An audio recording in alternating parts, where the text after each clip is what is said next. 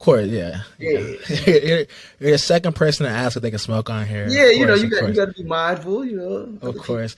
Man, no, it's very, very great to have you, man. You're a legend. It's funny. I feel like I've been doing these episodes with just different people who I know, and like even the people I know, I'll go on their Wikipedia or something. I'll be like, hold up, you did like You did you all played. this? Yeah. Yes, like you're one of those people who I'm like, wait, you did this, like you did you were in Ali, you played the young Cassius Clay, like Will Smith, Jamie Foxx, like that's Giancarlo incredible. Esposito played my Yeah, that's father. incredible, man. Yeah. I feel like, I always think about you for, obviously you've done a lot of things, but I think about you obviously for music and Mm. then for The Wire, but I didn't even know you have this illustrious, but let's just, Maestro Harrell. I'm pronouncing it right? Maestro. I'm My, just going by Maestro now. just But by, yeah, yeah, Maestro, these days, Maestro. aka Maestro Harrell, just Maestro, whatever you know. Okay, all right. Interview Well, Maestro, so I'm trying to claim it. of course. I mean, so the way I look at it is like this podcast is like, there's somebody out there right now who maybe they see you on The Wire, they come across your Instagram, but they don't know your story, right? They don't know how did you, because you're from Chicago, right? Yeah, yeah. Born and raised in Chicago, South Side. Yeah, so it's like, because I think a lot of times, people, I mean, it's funny, the New York Times, or I think New York Magazine had a magazine cover this week about this sort of like the nepotism babies, right? You'll see people, it's like, oh, their mom, or you'll be on set and it's Yeah. like, oh, this person's parents were Oh, actors. they cousin is a casting director, and like shit like Yeah, that. and like, not to throw shade on anybody because you still have to kind of get it, but I'm always more fascinated by people who had like these random or these less direct routes into it. So Yeah, how, yeah. I mean, yeah, walk us through like how did you go from Chicago? What part of Chicago? I hope it wasn't O Block. No, not well. I'm only 10 minutes from O Block. Okay, okay. I grew up South Side Chicago. Um, First grew up in like the Morgan Park area, and then when I got a little bit older, I moved to like Chatham. But yeah, Oh, basically I it feel was like like I've heard of Chatham. I feel like I've heard of yeah, that. yeah, it's like over 87th, and like they got the Heralds over there and everything. Y'all love But Harold's. Y'all really love Harold's out oh, it's there. gas out here, man. They be taxing out here for Oh, yeah, some reason. there's a Harold's in LA now, right? For Oh, in like the past Hollywood few years. Boulevard. But anybody from Chicago know you can get a 6 piece for like $7.25, $8. Out here it's Wow. $16. Well, I mean, Chicago, LA is more expensive, but it shouldn't be. I mean, I guess rent. They charge you $3 away. Yeah, Whereas in that's Chicago, incredible. they're gonna hit you like $2 away. So, A what little was less. Chatham like? Was that like nice area, middle? Was Nah, it? it's like lower middle class, black neighborhood. Like wasn't crazy in my neighborhood. Like people weren't getting like shot on my block or anything like that. But Right. my parents were mindful. Like why they put me in entertainment to begin with was kind of like they want to keep me from being outside. Like that was the Yeah, main thing. sports. Like, Yeah, sports and entertainment can really have that effect for people because I mean, if you think about even just sports, right? How much time you're in practice, bro. you're doing a lot of different things. So my So parents off rip, it was like Monday, Maestro got piano lessons. Tuesday, he got this. He got vocal lessons. Wednesday, he got this. Like they were really mindful to put me in all that early. And first off, they named me Maestro. Like I didn't come up with that. That's my birth name. And right, then yeah, and then my dad just had this plan. He wanted me to be in entertainment. So I started piano lessons literally at like 2, 3 years old. I started vocal wow, lessons at like 4, 5, and then music was always first. But then once I got like 4, I was like a charismatic, cute kid. So they were like, let's, people were always like, he should be on TV. He should be in commercials. So, it's funny 'cause I feel like people say about everybody, not everybody, but like every little cute kid, but you're that one who actually did it. exactly. Well, see, here's the other part, and I tell people this all the time, like, because it's funny, like even in that whole Chicago era, like me and like Kiki have even talked about it. Like her parents saw because I was really doing a whole lot in Chicago. And her Yeah, parents, you were on all these shows, like you were that's what I'm on saying. Jay So her parents Leno. saw that and was like, yo, we can get our kid and shit. You see where that went. So it was like, it's one of those cool, even like the homie Yeah Ali, Yeah Ali. Yeah, Like same thing. He was like, "Yo, my parents took me to see you perform at the Taste of Chicago back when I was younger," and I was like, "Oh shit, that was the first time I saw a kid my age." Like, so it's like it was dope. Like my parents, like my dad had this plan, he executed it. My mom was all for it, and they just started like I said, started with print jobs, and after the print jobs, got me signed to an agency for acting, and then always just how my career has gone. It's all gone hand in hand. So since I was already doing music, by the time I got the Michael Jordan like Mike commercials, or by the time I got some of these pieces, when I would go on Jay Leno, I'd perform because I was already doing music. It wasn't like this was some new shit I was trying to sell. Right. So like, so it always, and even to this day in my career, like it's always like if you're not seeing me on TV, you're probably hearing one of my songs and don't realize it on your favorite show. And if you're not, you know what I mean? And if you're not hearing me, I'm probably on that show. And now I've been doing voiceover work too, so it's like it's one of those things. Like obviously BoJack Horseman. I'm a huge like cartoon fan, so it's like that's like my next frontier. I kind of want to tackle. Like I want a character. Like you know what I mean? I want you to be like, oh, Maestro the octopus on. Voiceover is so dope. I remember like being on The Simpsons and like a lot of the same actors voice multiple characters. So if you ever go to one of those table reads, it's incredible because they'll switch back and forth. And they also do it from all over the world. Like they phone, like the dude who does Homer, Dan Castellaneta, he's there, but all the other characters, they're all over the world. So they'll phone in. They're switching all these voices. That's even like going a little forward in the story, but that's even like my goals now. Like as you see, like my house is a studio. Like this is like you know what I mean. So like my goal is to be able to have some like voiceover job that builds me the dream studio of my existence. That I can do the voiceovers from and still make music in and still like and on top of that also like a lot of the shows and a lot of things I do now like my last few projects like I have music also in the project so that's so it's like it's two birds one stone and it's like it makes me feel not only feel but it also makes me more a part of any project I'm getting involved in so it's not just come here, stand in your spot, say your lines. Like, because, I think that's another thing with a lot of people, even like actors in the industry now. Like, the longer you do something, the more you see the ins and outs of it, right?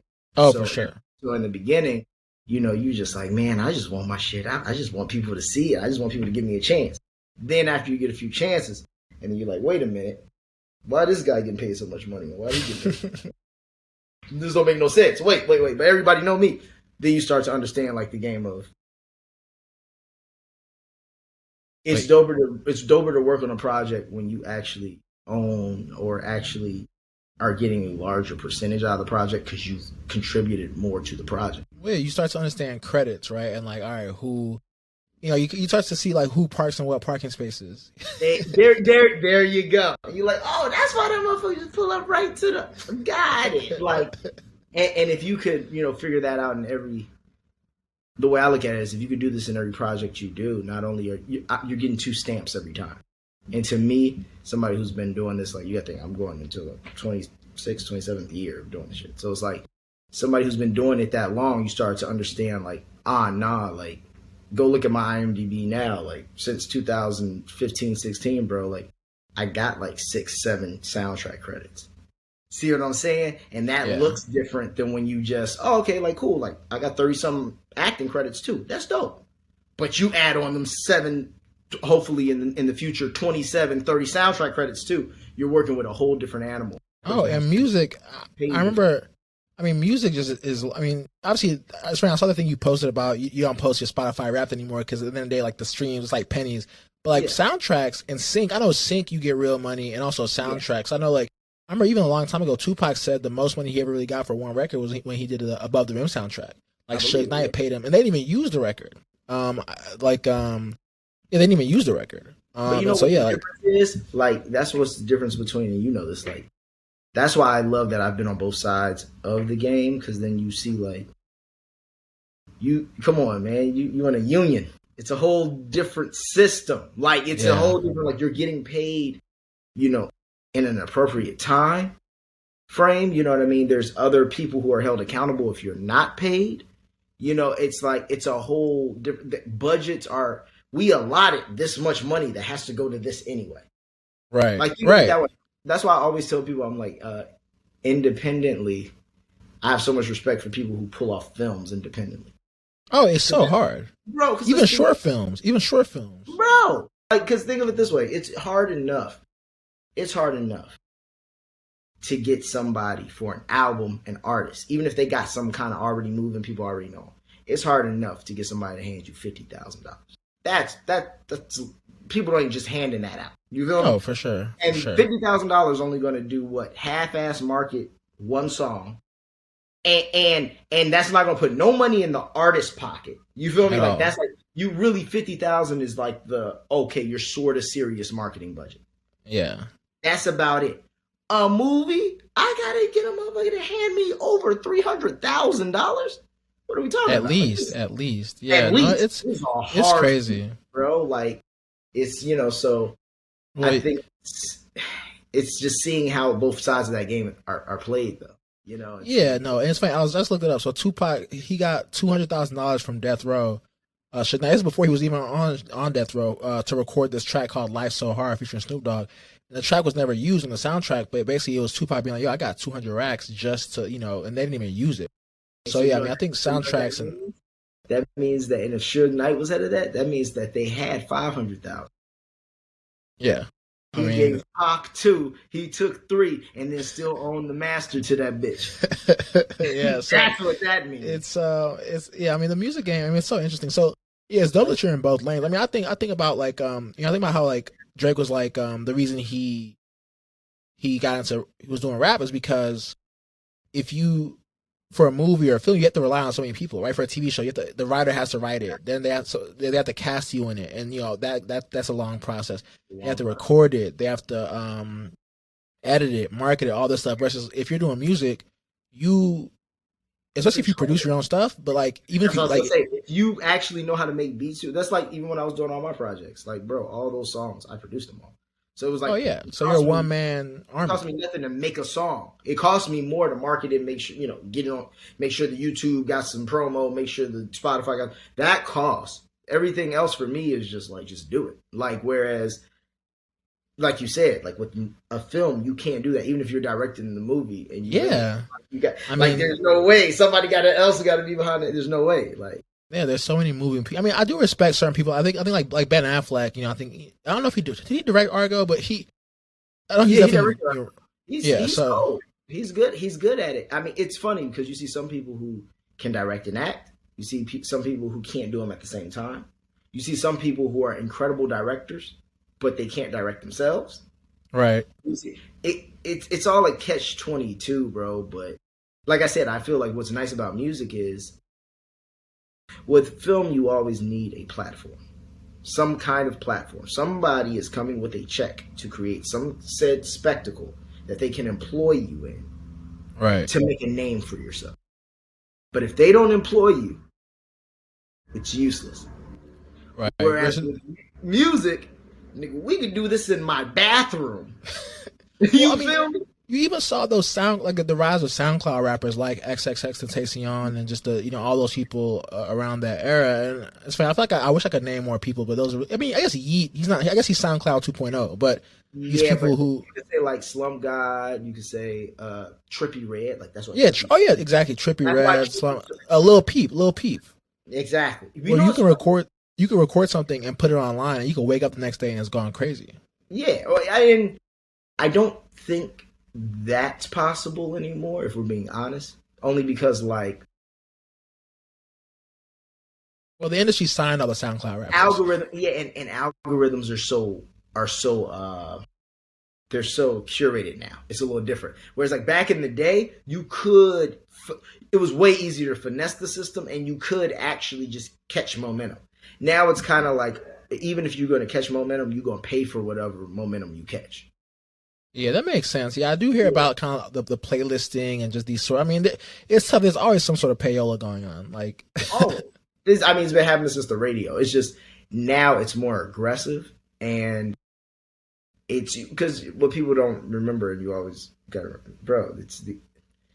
They're tech companies. Every label's really just a tech company. Spotify ain't no fucking music company. It's a tech company. Apple Music is a tech company, and guess who owns a percentage of these streaming platforms? The labels that these people are signed to.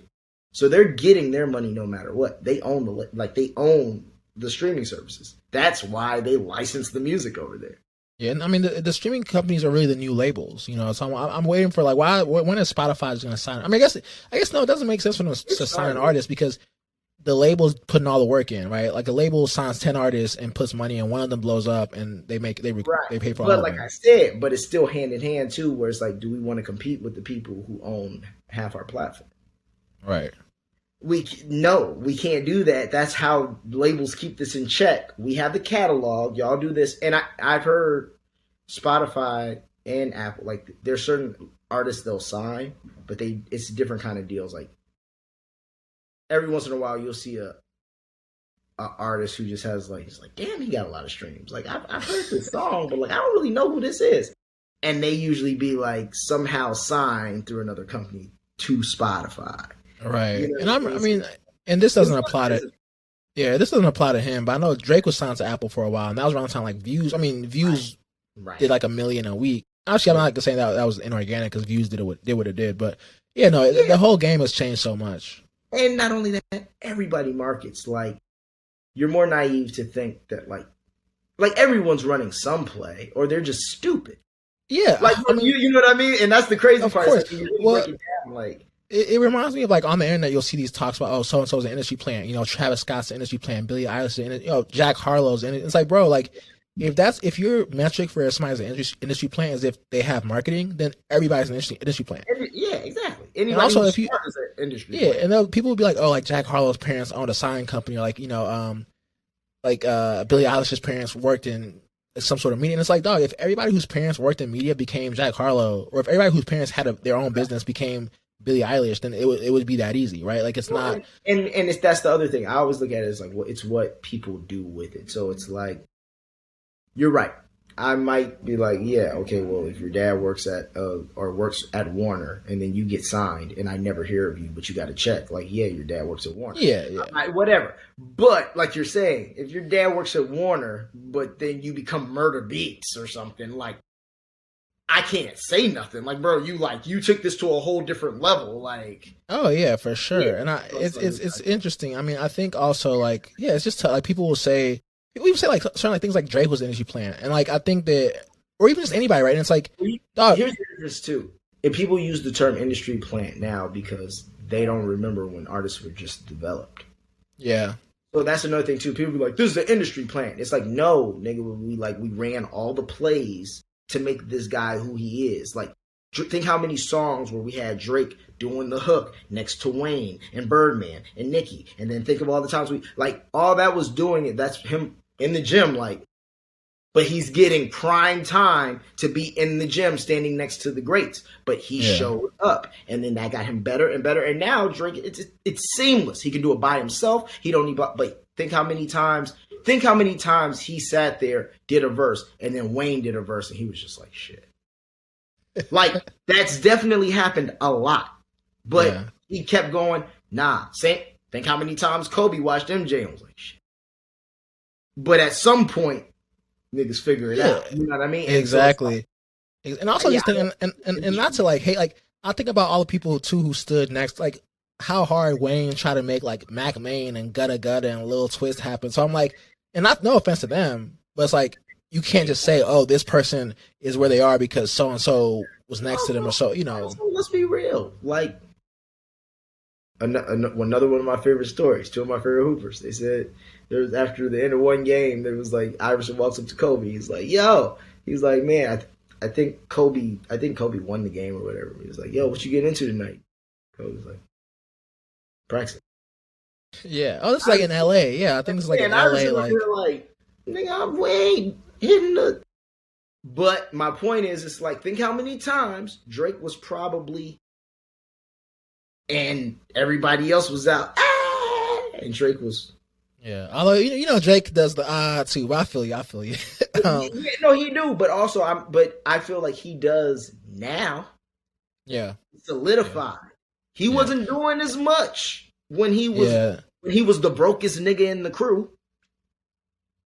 You know it's crazy because I look back and like I didn't realize like for the longest I didn't realize he was in the Amelie video. Like he's in the Amelie video, so it's like, I mean, that's like 09 maybe. That's what I'm saying, bro. He maybe 08. I don't even know. He took it seriously. He planned it right, and on top of that, he's crazy talented. So when you put all that was 08. That was 08. That's crazy. So yeah, when you put all those factors together, bro, you're dealing with a different. Yeah.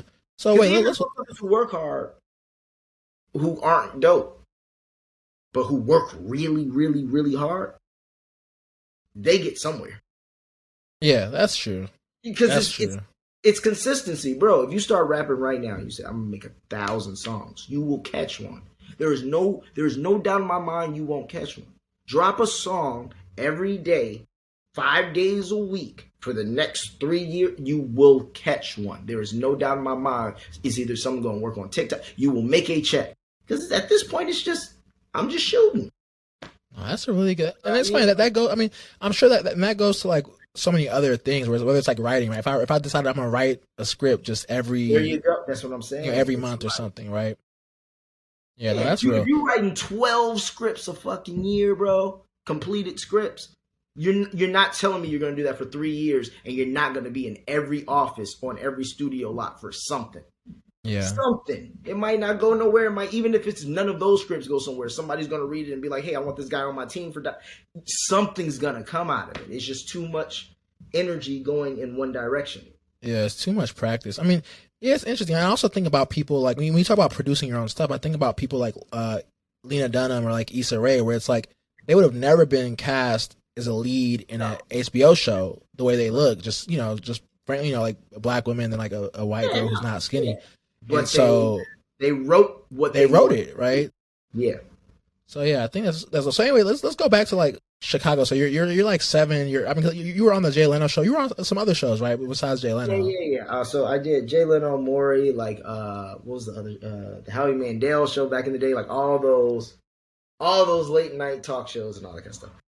But I would do those, and then I'd be. You would sing, right? Like you would sing and just kind of Motown records like Jackie Wilson, Sammy Davis Jr., Elvis Presley, all that kind of shit. And what are your parents? Were your parents like? They weren't in entertainment at all, right? No, my mom's a registered nurse. She is retired, and my dad's a electrician, plumber, like engineer. Oh yeah, so totally. Yeah, I mean, it's always interesting to me like the people who, like I said, just who don't. Because I mean, when you get to Hollywood, you realize like set is like a small city, right? Like you have people who just do so many. There's the people there's craft services, there's the people who do the food. There's grips and electricians, people who just pull stuff and wire stuff, and teachers who teach who teach the child actors, and just so many. I mean, hair and makeup and costume and styling and all these different things. And so a lot of times you'll meet somebody, it's like, oh, their parents were this or their parents were that, and so it's always so rarer to meet people in the industry who have zero ties to the industry or zero ties to LA. Yeah, because it's like, I mean, it's also like coming from a different city too. Like I wasn't in the city of where the shit happens, but like it takes a lot of persistence, man. Like my parents, like they're the reason I've done anything. Like they're, like I always give this example. I'm like, think about it. When I was doing auditions, and I was 7, 8 years old. Like, bro, I got auditions for shit. Like, remember the movie Unbreakable? I'm about to start posting these. I just got like 98 or 100 VHS tapes converted to digital. Oh, dope. Remember the movie Unbreakable? Yeah. Okay, remember the little kid who's like little Samuel L. Jackson, and the mom's like, "It's okay," like, well, and she gives him a comic book and shit and all that. I have the audition tape for that, bro. Oh man, doing it. But my point I'm getting at is like, so think about this: when the movie Unbreakable was made, how do you think we got that audition tape to Los Angeles? I mean, I hope y'all mailed it. We FedEx that bitch. My dad was sitting next day FedExes for multiple auditions I didn't get. What does that add up to? Yeah. And also, I'm sure driving you to auditions, right? Because, I mean, that was before self-tapes as much, right? Auditions, being on set, taking off work when I got the jobs. Not, you know what I mean? My whole point is sending out all the opportunities. Like, bro, you're going to go on how many auditions before you get one? Oh, so, I mean, that's one thing about actors. I think that's why I think rappers are very confident because rappers have a lot of, rap has a lot of bravado in the music. And I think actors have to be pretty confident because you just hear no so often. Like as a writer, it's a little bit different. Like I won't say I haven't heard no that much because it's like I'm so good, but it's like as a writer, by the time you get in the room, they've already read you, right? So they already kind of like, okay, like you have I actually met on, but I'm actually salty about this. I met on like most shows I've actually had meetings on because by the time you have a meeting as a writer, they've read you, and it's kind of like yours to lose. Like they bring you in just to talk to you and just make sure you're not. Because as a writer's room, I'm sure you've been around. It's like a submarine. You're all sitting around a table. So if one person, it's like a submarine. Infrastructure, like like if one person is just a huge jerk, it can just make the whole show there are probably shows where you could be like, this season was bad. They're like, oh yeah, this season had this one writer and nobody liked it. Like it could be like it could be that simple. And so they kind of bring you in, make sure, all right, like this dude's not weird. And I came in for BoJack, and I didn't get that. I was like, actually, there's one other thing I didn't get that my agent was like, oh, would you be okay to read? Because the first level is staff writer and then a story editor. They're like, okay, would you be down to do a story editor again?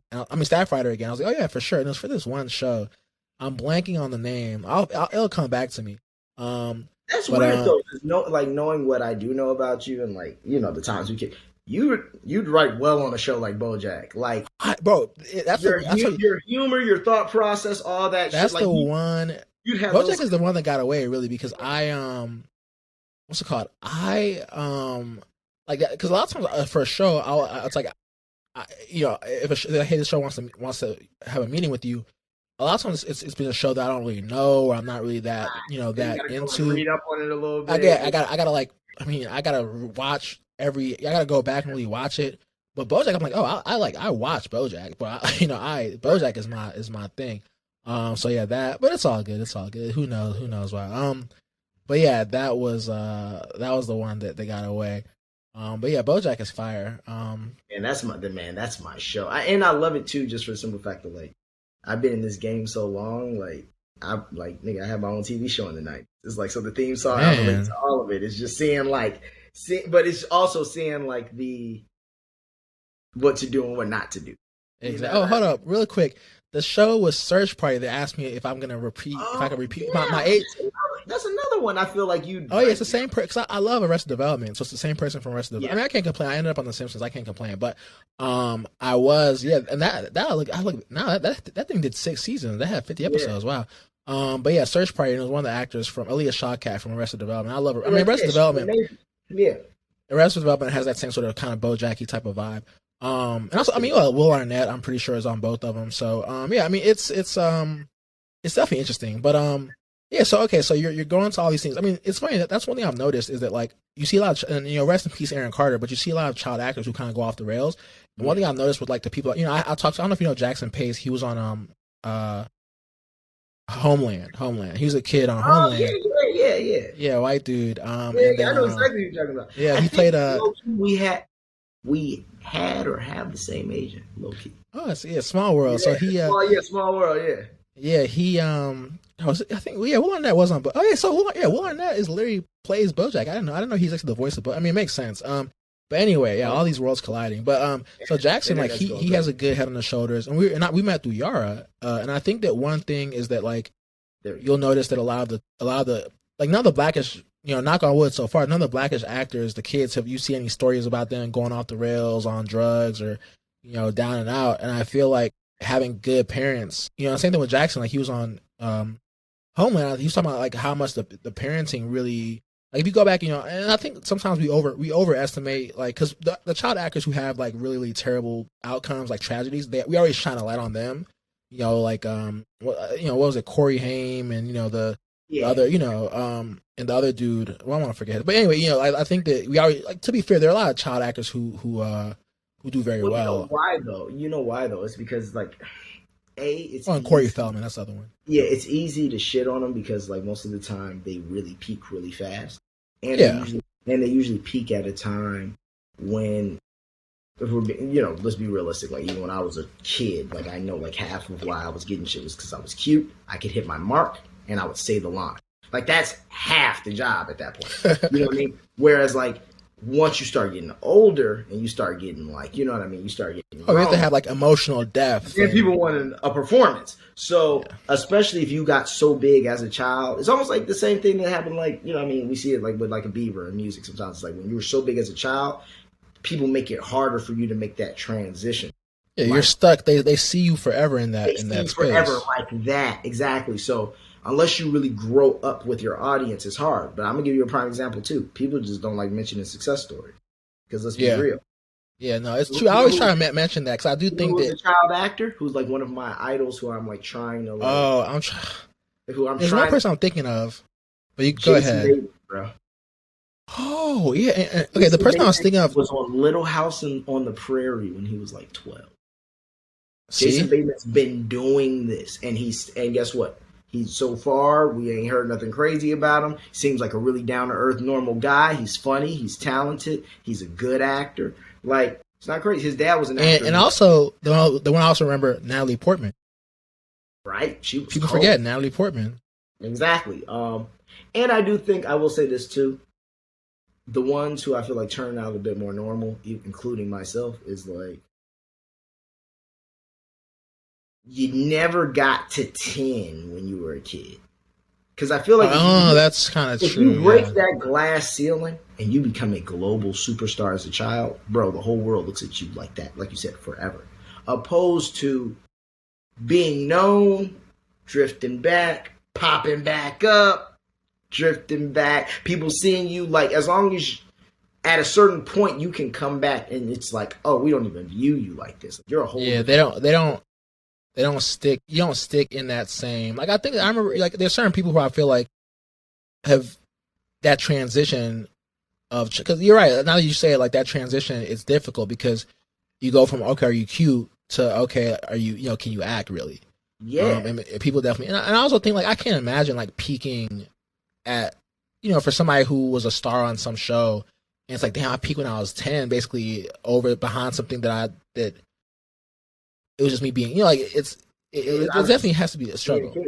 Yeah, and I think that, but you're right. I think that we often do shine a light on the people. We always focus on, like, Corey Feldman and Corey Haim and this person and that person who and, like, there's so many people who, like, they act as a kid and now they're like a real estate agent, in, like, Arizona, right? What I mean? They're fine. And they got a family and shit, and they're chilling. Yeah. Like, I think it's one of those things too. A lot of people who do this when you're a kid too, it's easy to misconstrue, like, people loving you and, like, and thinking that everyone's supposed to like you because that's the game you're in. Like, I'll say this. I'm glad even when I had my TV show when I was 7, I had this show called Guys Like Us. It came on UPN. Shout out UPN for giving a lot of black folks some money in their pockets. Chris Hardwick, you know who that is, right? Yeah. And Bumper Robinson. So Bumper Robinson was my brother. My dad had to go out of town. It was basically 2.5 Men before 2.5 Men. And it was a Dan Schneider show. So, okay. Yeah. I'm also surprised they have a white lead. It's I see it now. I was the lead. Oh yeah. Oh, I guess a white. Yeah. And then what he did, but what was dope about it was they had the white guy because it was the two black guys, and then the white. It made the dynamic. It's the 90s. It makes more sense. Yeah. And even when I was doing that, my parents had me go to school Monday through Thursday. Thursday night, we'd fly out to LA, first class. Friday, we'd be there for the table read. Saturday, we'd do the walkthrough. We'd film on Sundays. Oh, it was a single cam. A multicam. Multicam, yeah. I was like live stage, yeah. And for people who don't know, basically single cam is like a shot more like a movie, like The Office or something. And then multicam is the one that had the laugh tracks, so the laugh tracks like Seinfeld or live studio audience. Exactly, live studio audience. And those shoot in a day versus like Blackish was a single cam, so we would shoot Monday through Friday. So yeah, right. That's dope. I mean, it's funny. Jackson said the exact same thing. So Jackson, when he was on Homeland, they treated him. His parents made sure he went to school. Like normal all through his. And I really do think that's one of the reasons why certain people. And like I said, there is the overemphasis on like, it's not like every child actor has some horror story, but certain, why certain people who do turn out very well, it tends to be you. I feel like you can really look at the parents and be like, okay, this one's going to be fine. And that's another thing too. You could just look at the parents, because prime example, the fact that Jackson's parents wanted him to do that. I'm going to just go out on a limb and assume Jackson's parents have good jobs. And Jackson's parents aren't sitting there waiting for Jackson to get a fucking job to pay their mortgage. Like, let's just be real. Like, or Jackson's mom wasn't trying to be Marilyn Monroe when she was 20. Like, you feel me? So it's a lot of people, it's like living their dreams through their kids. And that's when the issues start. Like with my parents, it was one of those things like they don't do anything in this. Like, it was like, no, we want him to do this because like then he'll have something, because obviously like they knew I wasn't gonna be tall or nothing. So but it's like, we can have him doing this. It'll keep him busy. It's a career that he could start young. We can stack him up some money, so then when he gets older, he can blah, blah, blah. But same thing. It wasn't like I was paying, like my parents weren't like flexing. Oh, we're flying first class to LA. Like, no, I'm here for my kid. Like I'm trying to get him somewhere so that later he's okay. Opposed to I'm trying to be at the Hollywood parties. Yeah, I want to be the. Yeah, no, that's very real. That's like, very real. And that's the problem. Like, that's also why the normalcy helped. Like, I still was homeschooled a lot of times when I had to do shows out of town, whatever. I was homeschooled when I did The Wire also, but you have the tutors or whatever, and that can be a nightmare. But, yeah, I remember the tutors on Blackish. They always seem very nice. Okay, see, that's cool, and also it works differently too once you're like, because once you're on a show and it's a success. Oh, that's such a difference. See, and that's what I'm saying too. So like, whatever tutors y'all had, even if there was another person who just wasn't cool prior, like they find the people who work with the infrastructure, and then they stick around. And if the kids like them and everything, because you got to remember, these kids are like, they're popping. Like they actually it's a different game. Yeah. Where them tutors or them teachers when you have like, oh, I'm doing a guest spot on Law and Order. Man, you'll get some random teacher who's like, yo, like not trying to let you film and like trying to, because bro, they control everything. If they say no, the teachers really do control. I think a lot of people don't know. I mean, for people who aren't in the industry, one of the reasons that you see so many twins as actors young is because kids only have a certain number of hours they can work for child labor laws. And so what's the one reason you see twins like, well, I guess I don't know if T and Samara started out that way, but I know for sure, obviously the most famous ones, the Mary Kate and Ashley, like it's like, oh, we could get, the maximum was 2 hours, but we get 2 hours with Mary Kate and then 2 hours with Ashley, and they can play the same character, so it doubles.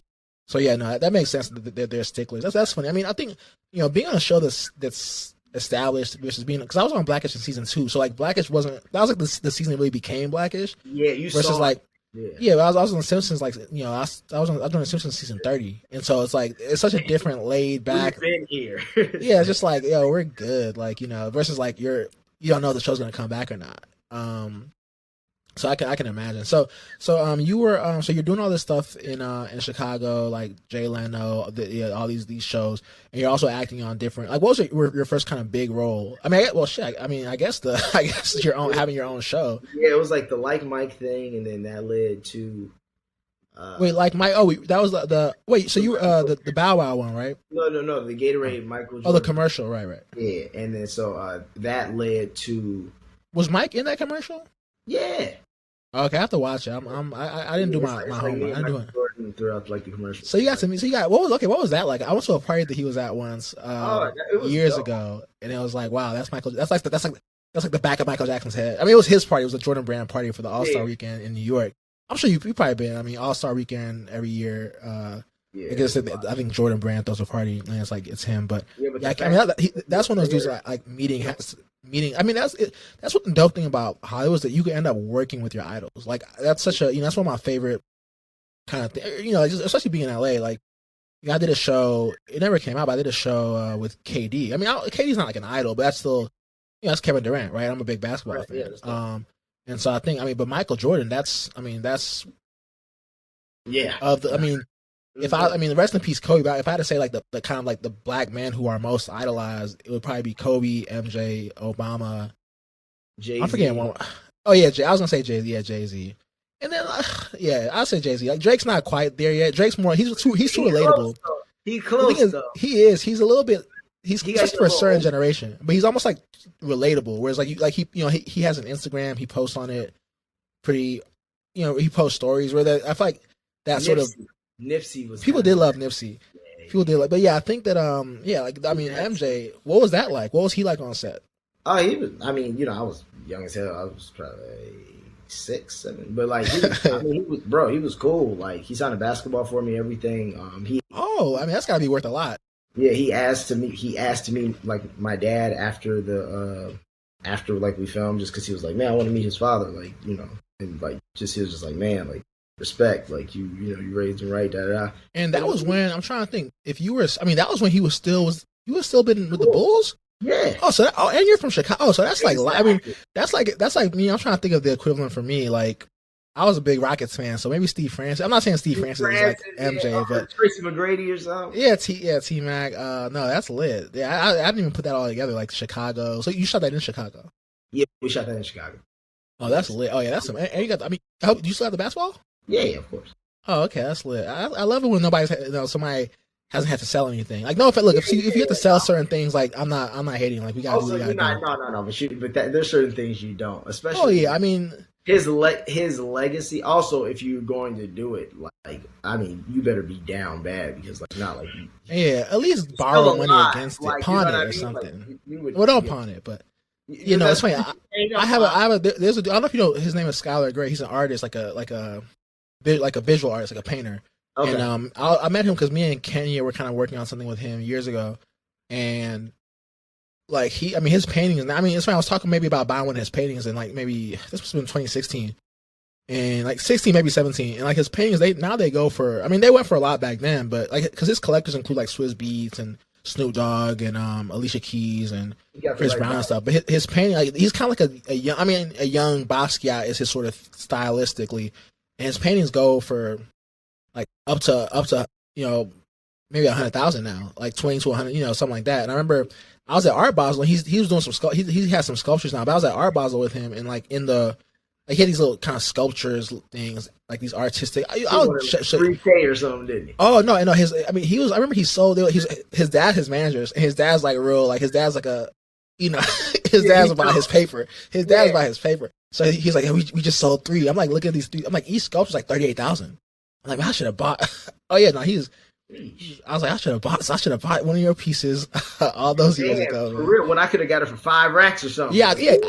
I promise you, I probably could have got it for like 25. Like, and also he would have showed me love because I was working with him on this. It was at Disney. Because that was when Kenya. It was under his Disney deal. So he just showed me some love. I mean, he could have shown me that much love because his dad's on.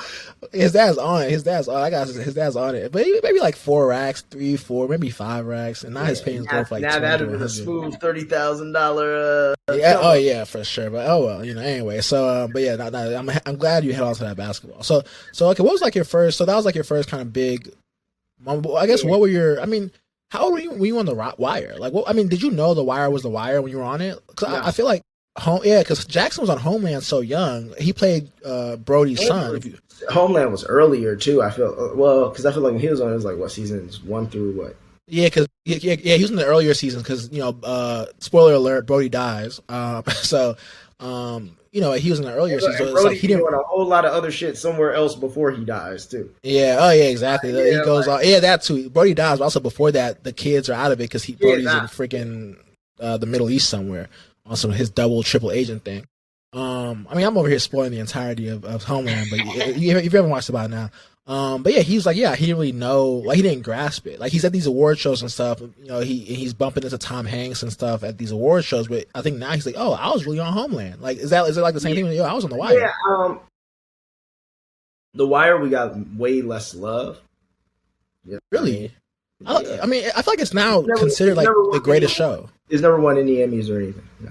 Yeah, Blackish never won an Emmy. Actually, Kenya just won his first Emmy behind like something. That's wild too. But like, so since we didn't get all that love, I put it this way: we got more love at the HBO parties from niggas on bigger shows than us being like, "Oh my god, that's your show though." Like I'm on Entourage, just whatever, but your show, and it's like, well, also white people really it reminds me of the way like white people love Kendrick Lamar. Like white people really love The Wire in like a way that almost sometimes makes me uncomfortable. Where I'm like, yo, y'all really love. Like, cause I'm like, yo, Kendrick is nice. Like, I like Kendrick, but like, white people be like, he's the greatest rapper ever, and To Pimp a Butterfly is the greatest rapper. I'm like, yo, like, I prefer Damn to Pimp a Butterfly, low key. Like, I low key prefer like Good Kid to Pimp a Butterfly. I'll put above Good Kid, Mad City, but they're like in the same ballpark. You also like you listening to all the words and not just the hooks. Yeah. So you saying white folks just listen to the hooks? Maybe. I feel like it's one of those like white guilt type of things. But I mean, I'm not saying The Wire is that, but I do feel like white people just really love The Wire.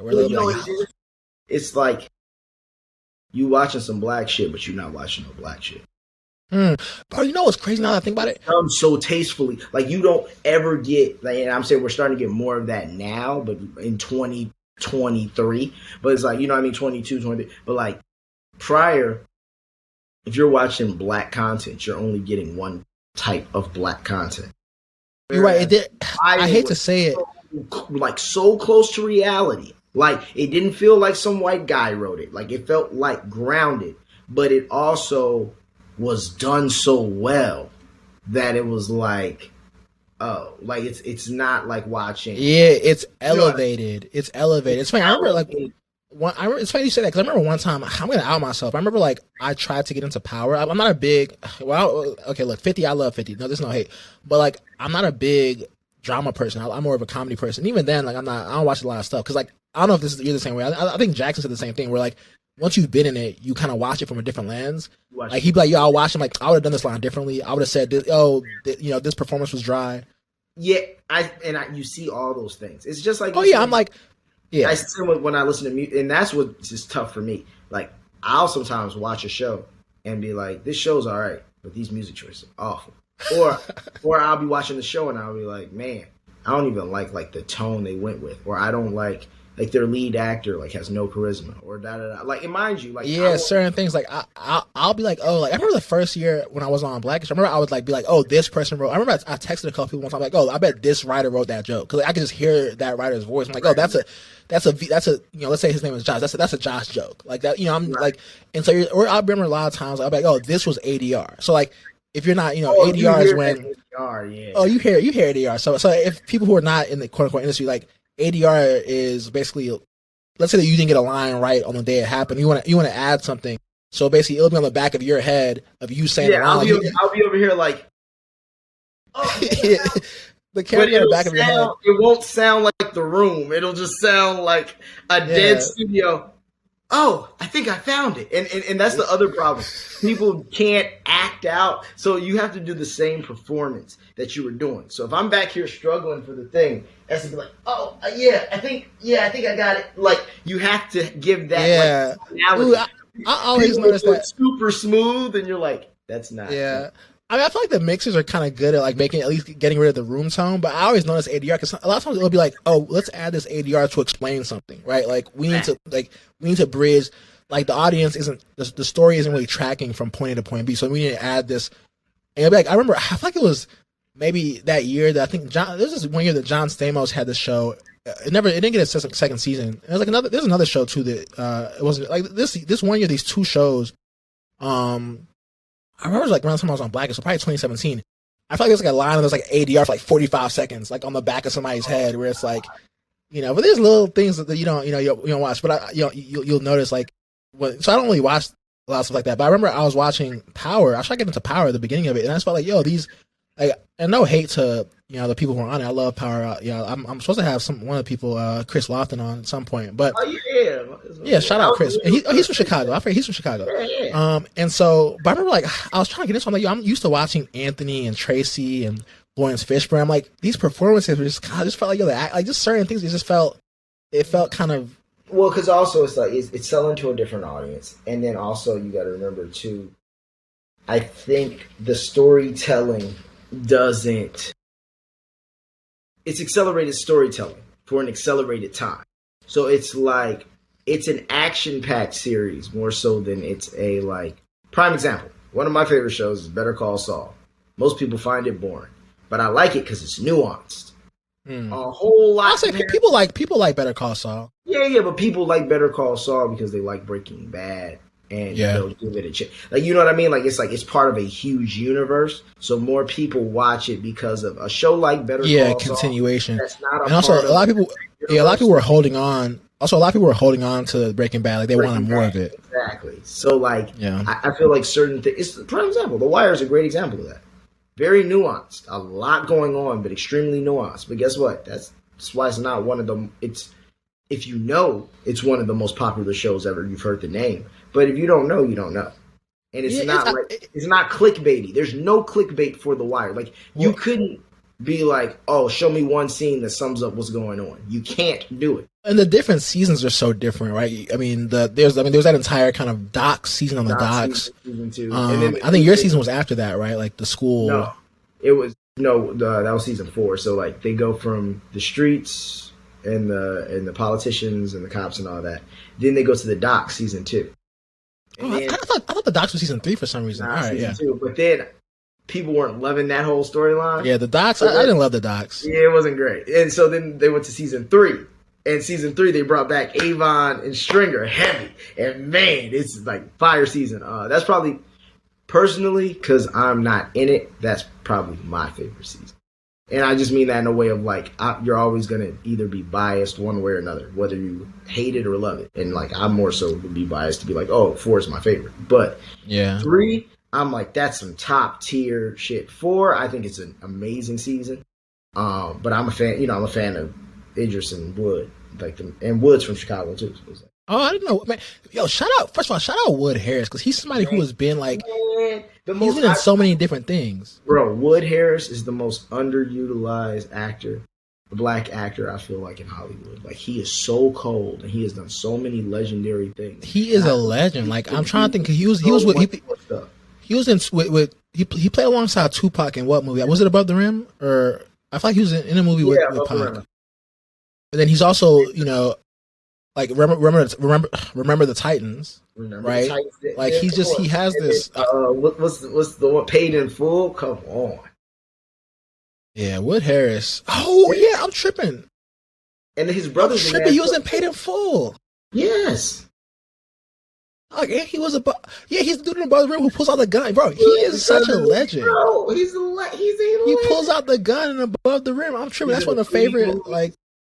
He's in the Creed movies now. He's in a few things, but like not. Yeah, he doesn't get mentioned as like a great sometimes. Like go. Although it's funny, I was a bit. Like, I guess it's also dope that Idris Elba can be in The Wire and then also be in The Office and be hilarious in The Office. Like that's incredible. Yeah. You know what it was though. His career took the right track because it's funny. Everybody who's famous or everybody who's from The Wire, nobody's actually. Other than Michael K. Williams, I would say. Oh yeah, rest in peace, man. Yeah, rest in peace. Like, I wouldn't say any other actors are just like. What's his name? They got famous after The Wire, and then The Wire gets tacked on to how great they are. But yeah, what's his name was on the Affair? Who's the dude who's on the Affair? You're right. No one is really a household name. McNulty. Yeah, but Dominic West. Yeah, I feel like you're right. No one's really, because even me, I'm like, oh, the dude from when I was on Blackish, everybody was really, because like, when you're on a show, everyone's watching shows. So everyone on Black was really into The Affair around that time on I want to say Showtime or Hulu? Showtime. And so yeah, but even me, I'm like, I don't think Dominic West was the lead on The Wire. He's like number one. Bill. Yeah, one on the call sheet.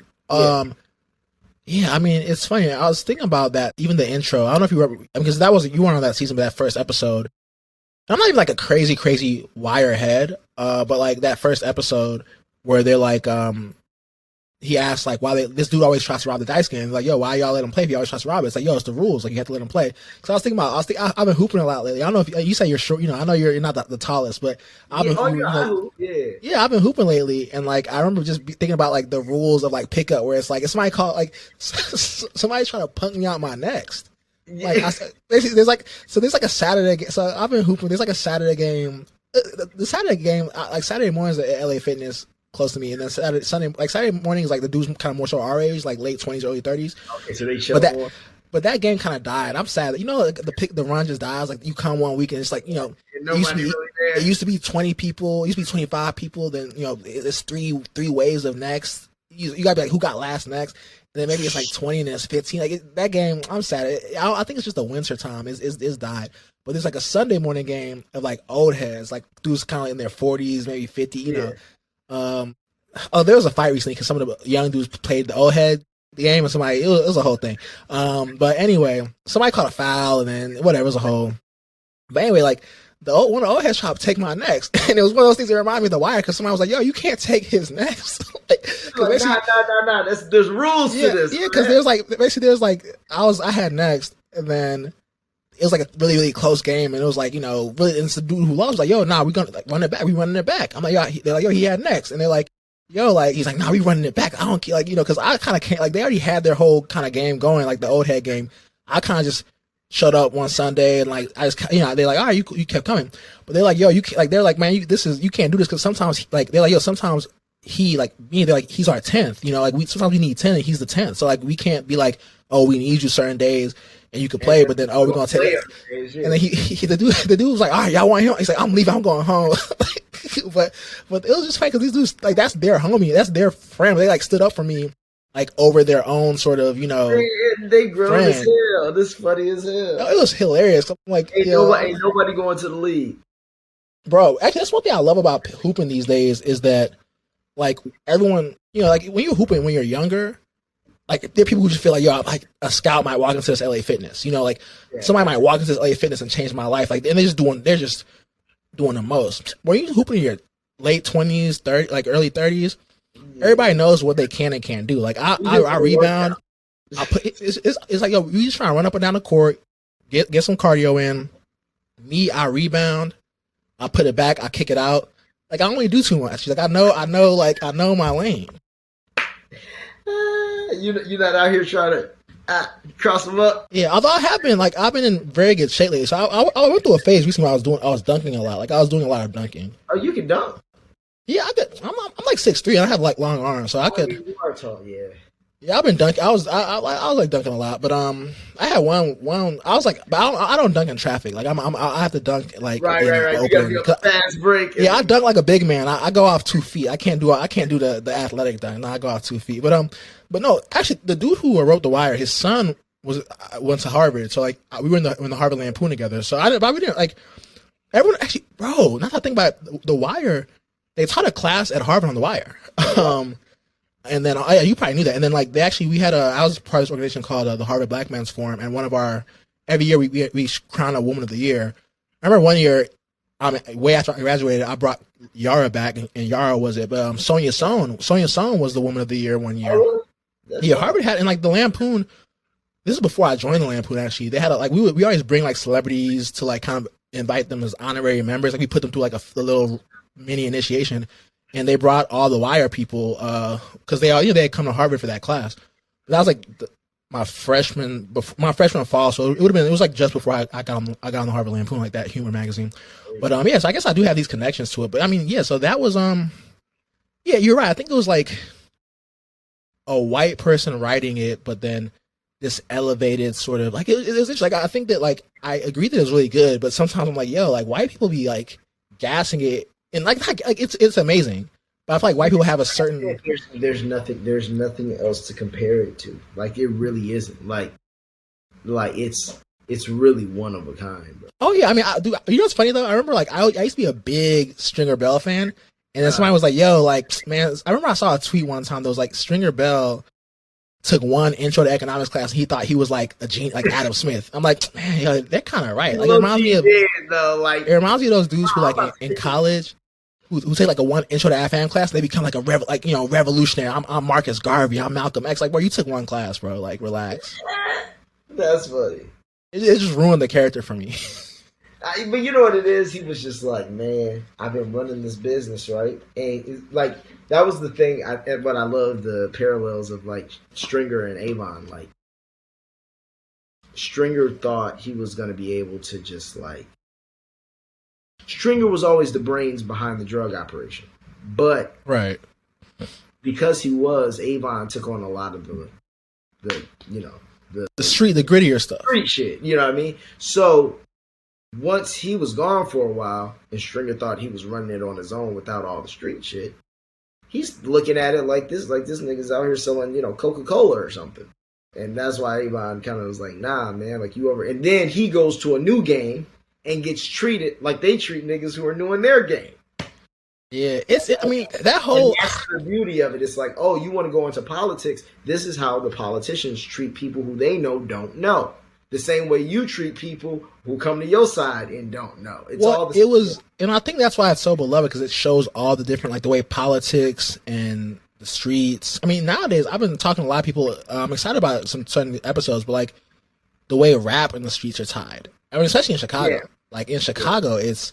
I remember I used to be cool with Fredo, like R.I.P. Fredo, but I used to be cool with Fredo, and like I remember I had a friend, one of my friends from school, because we would, like, I'm sure similar to you, like I haven't been in the industry I hadn't been in the industry for that long. So like when I moved to LA, I used to work a corporate Wall Street job. I moved to LA, I started writing for Blackish. All of a sudden, I'm at all these parties and these places with Diddy and Bieber and all this stuff, and I'm like, whoa. And so I used to like, at some point you get used to it. But like I'll bring around my friends sometimes, and so because when they're around, it's like they're like, oh my goodness, right? And but my friend was like, yo, don't. My friend like so Fredo was like he was cool. He come to the apartment a couple times, and my friend was like, yo, don't. I don't want to be around the Fredos if you're around Fredo. I'm like, bro, like you're just thinking of it because like, oh, yo, Fredo's real cool. He's like a father now. Like he's chill. Like you're thinking about it because when we were in college, we used to listen to Fredo in the Cut. That's a Scary Sight. Chief Keef, all this stuff. But then when FBG Duck got killed in the Gold Coast, I'm like, oh wait. These dudes, like, now I kind of understand. Like, these dudes are in legitimate, like if you listen to Dirk, like, I love Dirk. Like, this is the first year. Yeah, this is the first year that, like, Dirk has overtaken Drake in my, I thought it was going to happen last year, because I started listening to Dirk a lot in 2020, when he dropped that. I never listened to Dirk like that. I listened to, like, L's Anthem, This Ain't What You Want, like, way back, but I never listened to him. But then he dropped, it wasn't even that Drake song, it was that, Just Cause Y'all Waited Too. I was like, oh, this goes hard.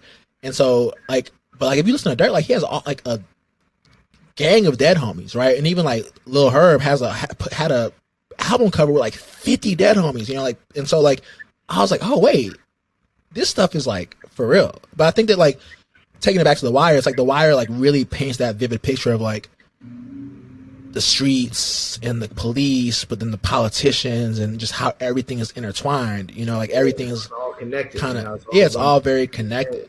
Yeah. But you're right. It is interesting that nobody's really. I mean, aside from I guess Wood Harris, Idris Elba, Dominic West.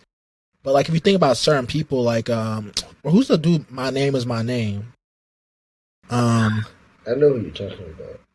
And not the actor, but the character. What show was that? And then there's Chris Partlow. Like there are all these people. I'm trying to think who says that though. I'm gonna get it. I'm gonna find it. What's his name? Marlo. Marlo says that. Yeah, and I can't remember his. And then I think also that they use like maybe because they use some local actors because Snoop was like a local like she's local, like actual. Yeah. A lot of the kids in the school and a lot of those people were like either from Maryland or they were in the Baltimore area. Yeah, so maybe that's why. But now that because you're right, if I think about it, there hasn't been a ton. Like you don't really see like even who was the dude who was in that first like the very beginning. Well, okay. How are we both forgetting Michael B. Jordan? Obviously, Michael B. Jordan. Yeah, he played well. But the dude who killed. No, okay, that's Bodie. But if you think about like no offense to you, I'm sure they're doing well like in other things, like, and they're probably still acting in other things. But like you're right, like no one really like for a show that's so beloved, there hasn't really been that person who. And who was the dude with the gap teeth? I'm forgetting his name. With the dude who was like overseeing it all the very first episode. Okay, Felicia Pearson, that's Snoop. But yeah, like no one really. I'm trying to think. Get to. It'll come to me. But yeah, you're right. Like no one's really like. Yeah, it's a real ensemble. Oh, Jamie Hector, that's his name. Marlo Stanfield. But yeah, now that I think about it, you're kind of right. Where it is surprising that you would think that. See these people on everything. There'd be some, especially because TV. I mean, Michael K. Williams. Yeah, obviously, but that's it was like all this stuff stemmed from like majority of people. If you say Michael K. Williams, they're gonna say like Boardwalk Empire, or they're gonna say like Lovecraft Country, or they're gonna say like something else. Like they're not gonna say unless they really followed his career. They're not gonna say The Wire because most people haven't seen The Wire because it's like it's a watch, and you got to be invested. It's not. Just you have to be very. And you got to really like watching, darker tone, grittier show. Oh, Lawrence. By the way, Lawrence Gillard Jr. That's his name. Okay. What do you? Oh, he played D'Angelo Barksdale. D'Angelo, yeah, I know. So yeah, I mean, it's interesting that like you would think that you're right. There hasn't. I mean, it's for sure. I mean, there should be. Y'all ever do like reunions or things like that? Or like, I mean. Not really. Every once in a while, I feel like last time we did it was some time ago, maybe 10 years ago. I feel like HBO definitely like puts the like. If you ask critics, they'll say The Wire is. They'll say The Wire and The Soprano are probably the best HBO shows. I don't know if they would say that. Maybe I think like his. Maybe not at the time, but I think like nowadays, like when they kind of do their retrospectives. Nah, they're gonna tell you Euphoria, and they're gonna tell you. Well, okay, yeah. I mean, I've seen nowadays some of them are like kind of like Insecure. And look, I love Insecure. I'm not a hater or anything, but but that's what I'm saying. They're not gonna like. That's not one of the. They're gonna say True Blood. They're gonna say well. They're True gonna say Detective. they say Sopranos. They say True Detective. They're gonna say like True Blood. I don't know. I think let's see. I feel like The Wire gets a lot of love from critics. Oh, no, Maybe it not does, at the it time. does. Yeah. But yeah. I'm talking about it from HBO's perspective. It would be. Oh right. Yeah. I remember I saw a ranking. Like they're naming Entourage before The Wire. You know why? Entourage has won multiple Emmys. So what are we talking? You see what I'm saying? Like they're gonna go with the show. Oh look, see the first I just looked at Pace Magazine. I looked up HBO shows ranked. Pace Magazine, they had The Wire number 1, The Sopranos number 2, Band of Brothers number 3. I gotta watch that. I don't know what vote. I mean, I really think that if you start looking, I mean, Deadwood. Have you seen Deadwood? I'm not a big drama person, although I should get more into them. So Ian McShane is putting on a master class. All right, I gotta check it out. And Timothy Oliphant, or like, what, bro? It's so good. They're into The Sopranos now too. Oh no, not The Sopranos. They're into Succession now. I think that's HBO, right? Succession's good. I like Succession. Yeah, people are into Succession too. Yeah, and I do think that the Wire. Got White Lotus now too. Oh, I gotta get into that. It's funny. Okay, that's one of those ones where I feel like I have to get into now because everyone is really. Everybody watched. My mom watched White Lotus. Like I'm like, oh, okay. Yeah, I gotta get into that. Yeah, this Variety list. Let's see. Okay, the Variety has The Wire number 6, and then Insecure number 5, Deadwood number 4, tells you Deadwood. 6 Feet Under number 3. I never watched 6 Feet. Oh, Veep. I love Veep. Veep number 2. I didn't realize Veep ran for 7 seasons. And then obviously, I mean, I don't have to check, but it has to be. My thing's over here being real slow, but it's got. Yeah. Veep number 2, number 1. I'm sure is. Well, I guess I haven't seen The Sopranos, so it's likely. You know, I always try to get to The Sopranos, but it's one of those things. It's too. It's too old for me. See, you're one of those people. You're tripping. The Sopranos. No, but the thing is, okay. When I was on Blackish, I watched Seinfeld because it's one of the things where, like, as a TV writer, every TV writer, like, you have to watch Seinfeld. You have to watch Seinfeld. So I watched Seinfeld, and I was able to watch it even though it was like very much, you know, in the 90s. Like you watch it and you're transported back to the 90s. For some reason, The Sopranos, it takes me out of it. Oh yeah, The Sopranos is number 1 on this Variety list. For some reason, The Sopranos, it just kind of takes me out of it. Where, like, I'm just like, nah, man, Sopranos is cold, bro. Like, it's one of my favorite shows. Like Sopranos, Deadwood. You gotta get through. You gotta give it a season. Give it a season because it's like once you really. Yeah, I was saying once you really understand the characters, like, bro, the dynamics of man and Tony Soprano and his like inner darkness and his man, and it's incredible.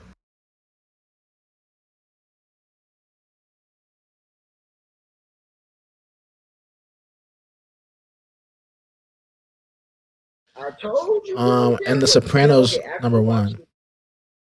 After watching The Wire, I watched The Wire, and then I watched like after the pandemic, I watched The Wire, I watched The Sopranos again, and then I watched Deadwood recently. And bro, when I tell you, like, Deadwood, within the first 10 minutes of the first episode, I was like, oh, I'm in. Like, I watched all 3 seasons in like a week and a half. Okay, I gotta check it out. It's cold. I gotta check it out. What else? I'm trying to think of what else is. Yeah, I don't know. I think I mean, like, do you ever? Is it weird watching yourself? Like when you go back and watch The Wire, like watching yourself. Nah. I mean, it's funny to see. It's like, oh man, it's funny to see the choices you decide to make. But the cool thing is, most of the things I've done, I've never really watched anything and been like, why'd you do that? Like I've never had that. Usually I'm like, oh yeah, I probably would have still. Good job. Yeah, like, you're not like, oh man, I was ass. Like, yeah, I've only seen myself be kind of like where I wasn't the happiest in like 2 episodes. The one's an episode of ER. Oh really? What specifically? Is it just like, man, like I didn't, you know. Honestly, the storyline was a little cheesy, and I think that just is what made it kind of like. Okay, so that's not on you. Yeah, it was just kind of like okay, like some parts of it were fantastic, in my opinion, and then other Right. parts I was like, eh. But once again, too, that's me being super hard on myself. Whereas I know I'm like, no one's looking at 16-year-old me like, like it was still solid. Right. Um, yeah, because but I also did like I was Simba in the Lion King. Like I did the play at the Cadillac Palace. Oh yeah. Yeah, I've done theater and all that kind of stuff as well. So it's like not saying I'm not rust. I'm probably rusty, but like I've done that. Like show up, do it live, 4 shows a week because child labor laws. Four Right. shows a week. Go out there, sing, dance, cartwheel, do the da da da blah blah. Like I've done it. You know what I mean? So it's kind of like one of those things.